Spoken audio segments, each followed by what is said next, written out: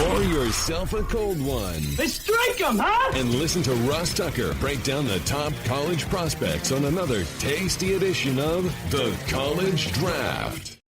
Yeah, it's Daddy Soda time here on the College Draft Podcast, presented like all of our shows by DraftKings. Thank goodness for those dudes. Thank goodness for all of you that realize how awesome this show is and how awesome Emory Hunt is. Over the last couple of weeks, we've gone over the quarterbacks, which have been great. Today, we are diving into the running backs with the man with the plan when it comes to the NFL draft.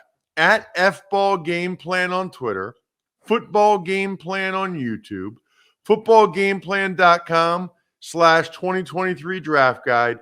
And all I'll tell you is simply this. There is not a human being that grades more NFL prospects, or I guess I would even say pro football prospects, than Emory. And I'm not convinced there's a human being that likes football more than Emory. I mean, I really, really like football.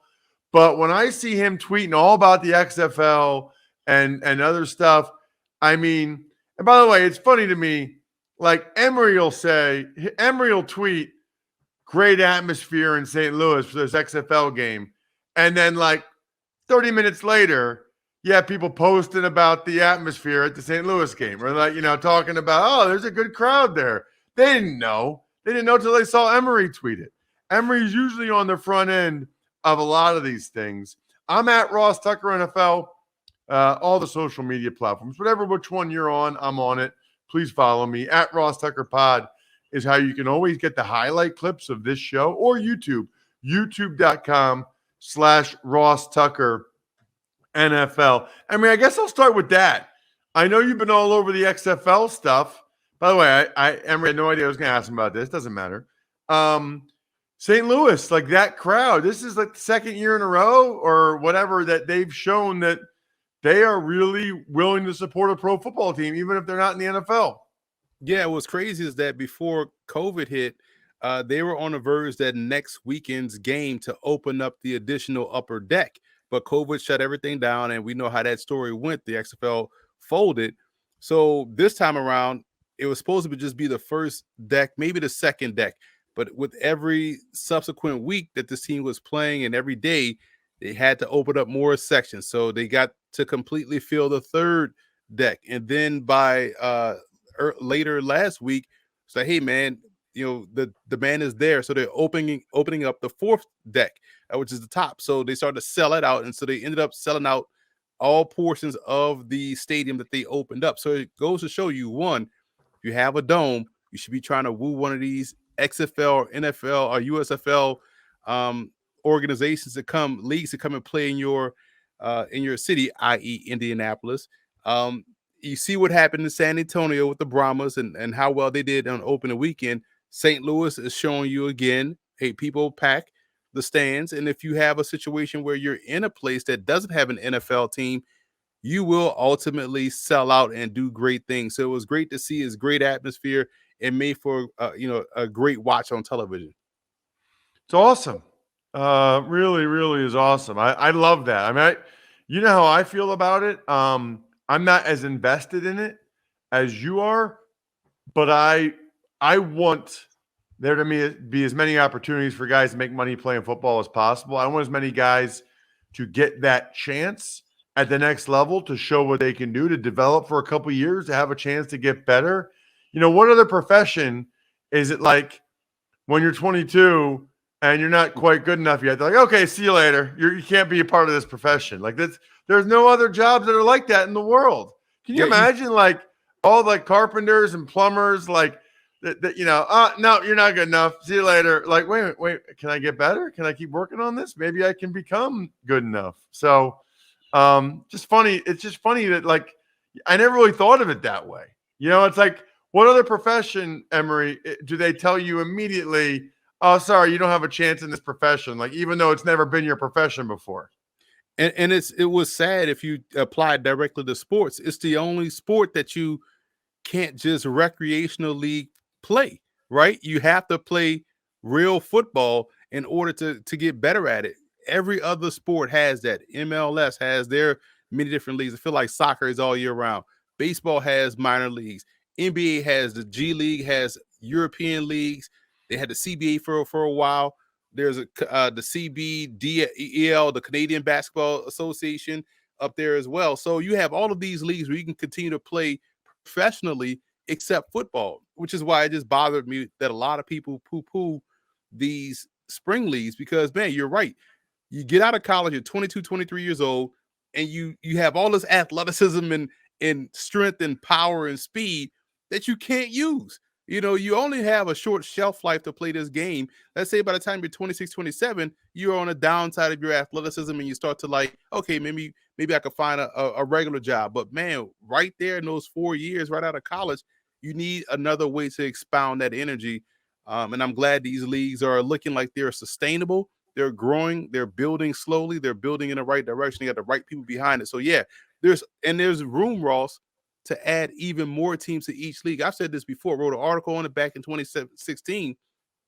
Each NFL team should have its own minor league team. So you could have 32 teams in these two leagues, 16 in each. Hopefully they combine can be one, but 16 in each, and each one could serve as the developmental squad for an NFL team, like an allotment, right? Like the World League used to be. Because you bring 90 guys to NFL camp, you cut 45 of those guys, there's your spring league roster, right? So it's not that hard. Granted, you'll keep some guys on practice squad, but you can essentially find other guys. You got over 840 football playing colleges. There's guys that have at least that baseline spring league pro athleticism that could fill out these rosters. So yes, there should be more teams in the XFL and the USFL, at least up to 32, because the country in college football can produce that amount that we see out there on game day. Emery, before we get to the running back rankings, I did want to get your thoughts on the big trade by the Carolina Panthers, first and second round picks this year and next year, and then DJ Moore as well. They're not messing around. And there are some preliminary reports that believe that the move is being made for CJ Stroud. I talked about this on the Ross Tucker Football Podcast. Now I have people saying, I see reports, well, they're not sure who they would take. They might even trade back down a couple spots. And then Peter King said, I don't know that they know who they want. I love Peter King. Let me just say this. If the Panthers don't know who they want, it is asinine to give up that many picks. If they don't know who the guy is that they like and think is their franchise, that makes no sense whatsoever. Especially when you give away DJ Moore, one of the top receivers in the league, in addition to those picks. Like, oh, yeah, we got up here, gave away one of our best players and future first-round picks, but we don't really know who we want. It could be anybody. Like, I'm not buying that for a second. Whether it's CJ Stroud, I feel like that's a good fit. I feel like Richardson is a good fit. I feel like any quarterback of the top three that I mentioned, Bryce Young, Richardson, and Stroud, would fit perfectly in that situation because of the quarterback ecosystem they've built. Now, the flip side of that, it could be a downside because you have too many quarterback voices in one guy's ear. Frank Wright, Joshua McCown. You also have from the Jim Caldwell. So you may have one too many quarterback whisperers in your ear, but for quarterback's development, that's a perfect spot, which makes me believe that it could be Anthony Richardson because of that development. But also Richardson could be a perfect fit in Indianapolis based off what Shane Steichen just left, right? He worked with Jalen Hurts, similar type of skill set in Richardson, has a great running back in tow already in Jonathan Taylor, has good tight end options, has good receiver options, has a great offensive line.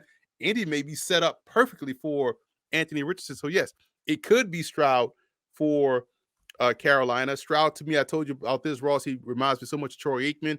Good accuracy, can throw well on the move, stays well within the pocket, plays the game well from the neck up. So yeah, that could be someone that you could have to kind of help navigate an offense that doesn't have star players, that only has some solid running backs and a good offensive line, good tight ends. They don't have the star receiver, but that's why you have the rest of the draft. So yeah, I could see how it could be Stroud, but you could also make a case for Young or Richardson. That is really interesting about what you said about Richardson and the Colts. That certainly makes some sense too. Although Jim Irsay said the Alabama kid's pretty good, so who knows who they'd be And looking for. he plays cards with his hand facing everybody. He kind of lets you know what's on his mind and how he feels. Before we get to the running backs, I did want to mention, if you download the DraftKings Sportsbook app now and sign up with code Ross, new customers can bet $5 and get $200 in bonus bets instantly, win or lose. That's only at DraftKings Sportsbook with the code Ross. Minimum age and eligibility restrictions apply. See show notes for details. So just bet $5 on college hoops and get $200 in bonus bets instantly. So we know a lot of you get excited about March Madness. Great time to do it. Let's dive into these running backs, Emery. And you have a different number one running back than I think a lot of people seem to have. Your number one ranked guy is Jamir Gibbs from Alabama. And I remember you talking about him a lot last year before he even transferred, I think. Yeah, Jamir Gibbs to me, man, just like a fantastic tailback. I know people will throw out the Alvin Kamara comparison. I can understand that. I'm not going to argue with that. He's someone that has that explosiveness, has the second and third gear. I'm trying to find a scouting report that I pulled up. I had to get through these 85 quarterbacks right quick. But here we go. I did compare him to Alvin Kamara. But when you think about his vision, that's what makes the whole thing work, because he has elite level vision. He's much more explosive and faster than Alvin Kamara, and is much more of a natural runner with the ball. Can give you all the things that Kamara can do, like the receiving threat down the field. He's a strong runner, and I think he's underrated in that aspect. Yeah, he measured in at 5'9" and some change, and 199. He'll be 205 by the time the season starts, and he doesn't play like he's 5'9" or whatnot. So to me, he's a really great back, and we're splitting hairs between him and Bijan. Although I will say this, just to give folks a tidbit, a look into the draft guide, I do have him 5 points ahead of Bijan. Bijan has a high grade at 85, and Jamir Gibbs has that ever so rare 90 grade that I rarely give out. And only a few prospects have gotten that grade from me. Gabe Jackson, I gave to Lamar Jackson. I gave it to Mahomes, Watson. There's a receiver that they got a 90 grade for me this year.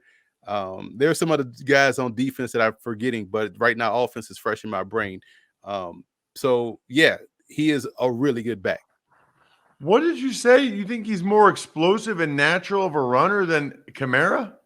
Yeah, Kamara to me is a really good runner, right? And but when you look at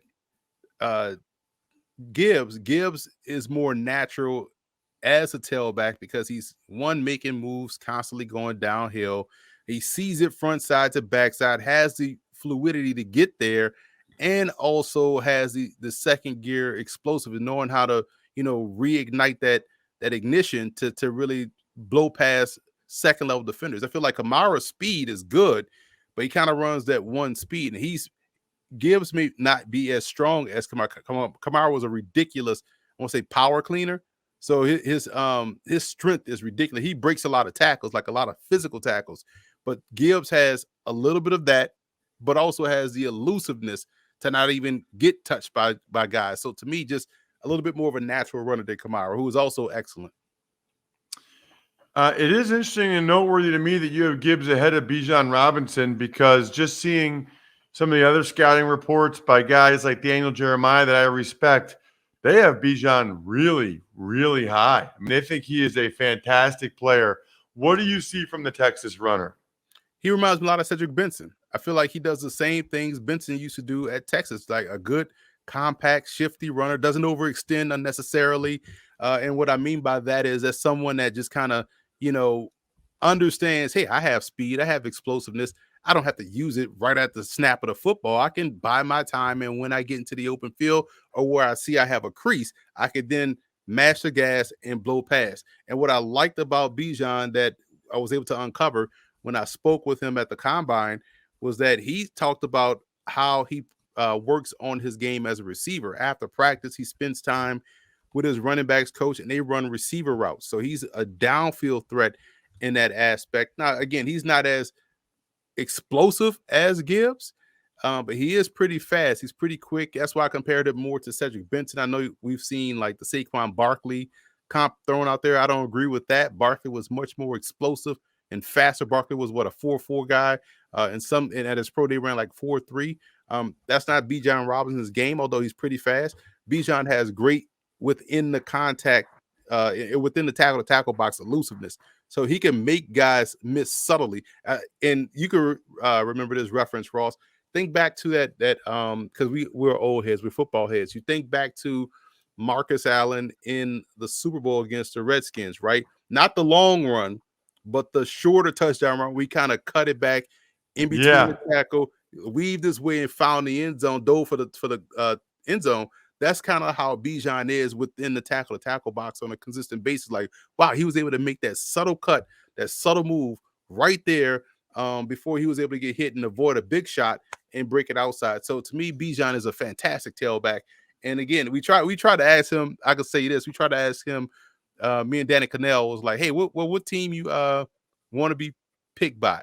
And he did the great answer of not answering the question, right? And so after we were done, I told Danny, and this was before the trade, I was like, "Yo, if I'm Chicago, I'm taking him," And he was like, "Man, that's a good spot." But now trading down to 9, Chicago still is in play. But when you look at their front 7, they definitely have to go defense because they need help on the front side of that defensive side of the ball. Although Bijan would be a luxury pick, and any running back you pair with a mobile quarterback is going to do great things. But man, I'm a big fan of Bijan as well. Number 3 running back is Deuce Vaughn from K-State.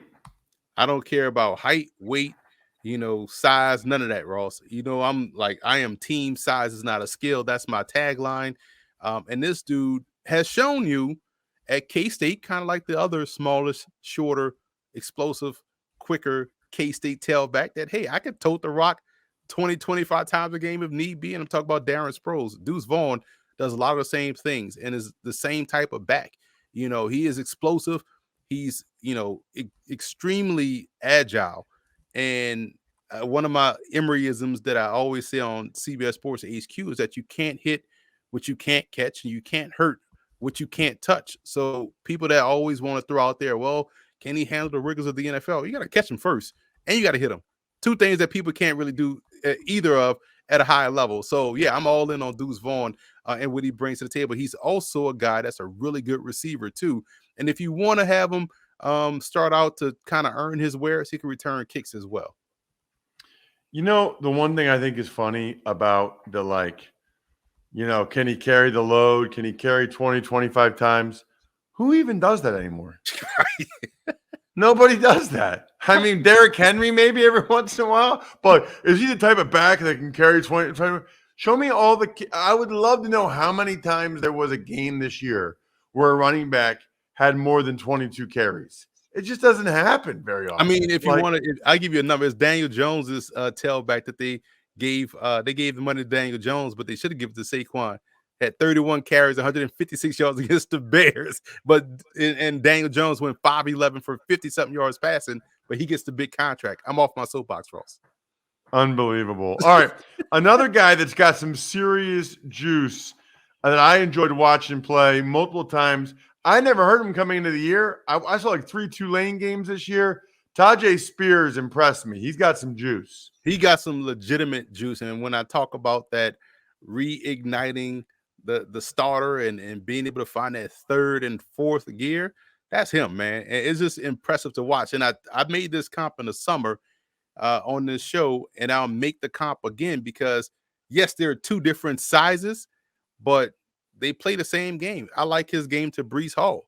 They're both the same type of runner, just kind of good, like productive front forward leaning runners that have that ability to find the 2nd gear. And in some cases, and speaking of Spears, find that 3rd gear. I was shocked he didn't run at the combine because I would almost bet that he would have gone 4.4 with how explosive he's able to maintain his speed. He's able to get up his top speed, but also maintain that and also find another gear to hit. So he's another one of these guys that has the ability to catch the ball in the backfield. We saw at the Senior Bowl because he some good passes at Tulane, but we want to see, can he be like a downfield threat? He can do that. He can be your starter. He's someone that doesn't need volume to be successful, although with a guy like that, you kind of want to have him on the field a lot because he's a really good player. Another one of these guys that earned a very high grade for me in this class. Number 5 is a guy, I think you might have hinted about this a couple of weeks ago, or maybe you were just telling me offline. It's Keaton Mitchell. Yeah, listen, explosive speed. Like his explosiveness doesn't even make sense. Like he can get from a dead standstill to 2-point stance to 70 miles an hour, right? He can catch the ball out of the backfield, not just your meets expectation back, but a guy that can be a downfield threat. He's one of the more fantastic return specialists, so he can start there and have an impact on special teams. And again, another guy that doesn't need volume to be successful. He was able to, split carries rather well. At ECU, they had a really great backfield tandem. We'll be talking about their other kid, Harris, next year, who's going back for another season at East Carolina. But, Mitchell was someone that you just saw constantly, time and time again, making the big play, has a great sense of timing. We talk about that a lot where, hey, man, I need a big play right here. Then, boom, here comes Mitchell breaking one outside and getting down the sideline. So I'm a big fan of Mitchell, too. One of those guys that, again, if you're thinking, it's funny you brought up like nobody carries the ball 20, 25 times. Who does that? And then you think, as people say that, they also rave about Austin Eckler, who's a starter at 5'9", 190 pounds. So, yeah, Mitchell can be someone that could be your starting tailback. He can be someone that could work well in tandem. It doesn't matter. You want that speed and explosiveness on your football team. Let's talk about some underrated guys, because that's what people always like to get from you, Emory, is some guys maybe under the radar that you really like. I just like watching this kid run, and that's Lou Nichols of Central Michigan. He had a lot of fanfare last year when he ran for over 1,500 yards at Central Michigan. This year, the team wasn't as good. We had a good start to the season against Oklahoma State.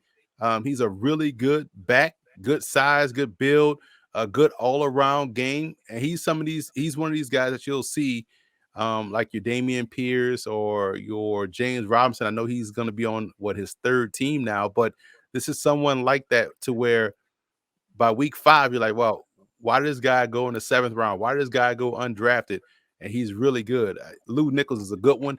And Jarek Broussard of Michigan State kind of got lost in the shuffle. People forget how outstanding he was as a true freshman at Colorado, or his redshirt freshman year at Colorado, and then had a solid year in 2020, the COVID season. And then he transferred to Michigan State, and it was kind of reserved, but the speed and explosiveness is still there.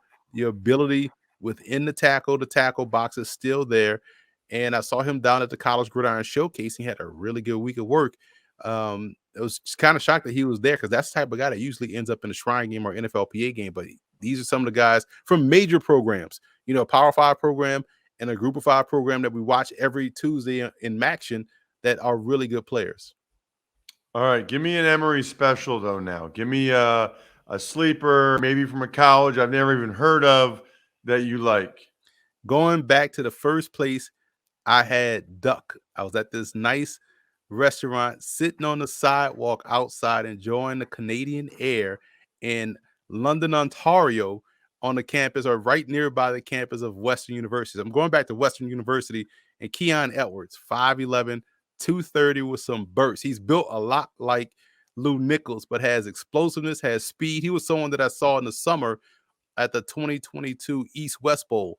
They played their all-star game before the season. And, this year the game was in Ottawa on the campus of McMaster University.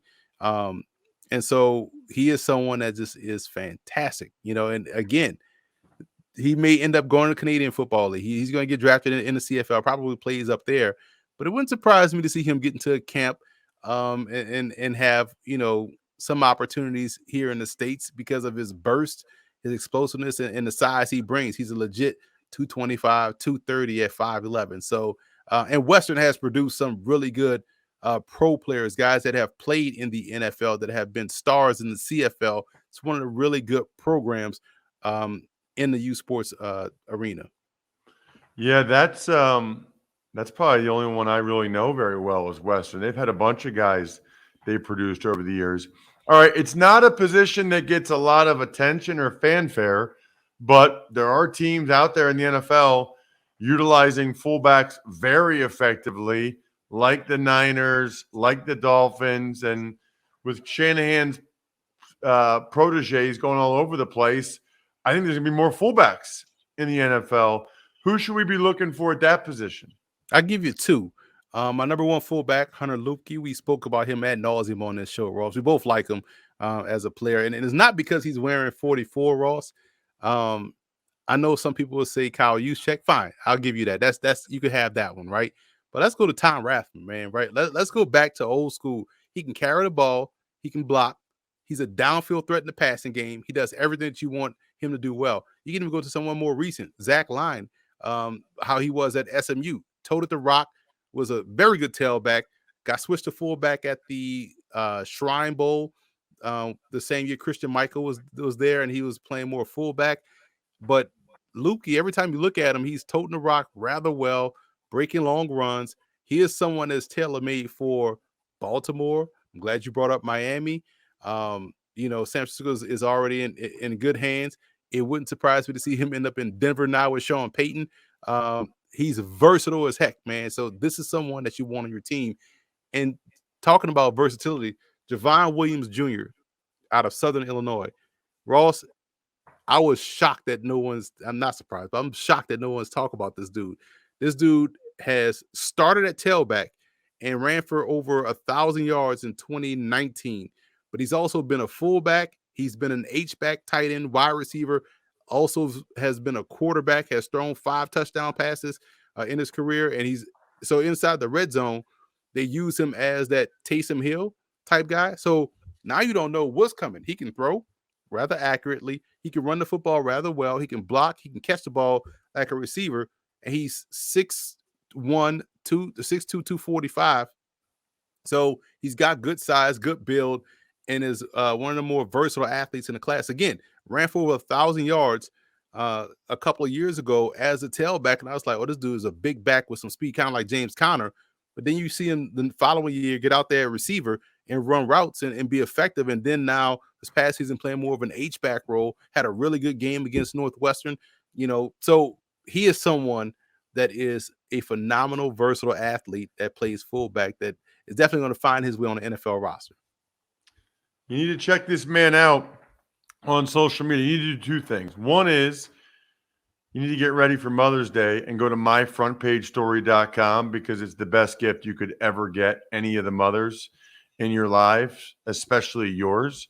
And then you need to go to footballgameplan.com/2023 draft guide to make sure you are all over Emery stuff. Look, we got to 8 guys today? 9? There's a lot more where that came from if you get the draft guide. Footballgameplan.com/2023 draft guide. Love when you guys tweet me or email me and tell me that you bought it. That's the way to do it. And check him out on social at FBallGamePlan on Twitter. I'm at Ross Tucker NFL. We are at Ross Tucker Pod. The keg is kicked. We are all tapped out. Thanks for listening to the College Draft Podcast. Make sure to also subscribe to the Ross Tucker Football Podcast, Fantasy Feast, Even Money, and the Business of Sports. All available at Apple Podcasts, rosstucker.com, or wherever podcasts can be found.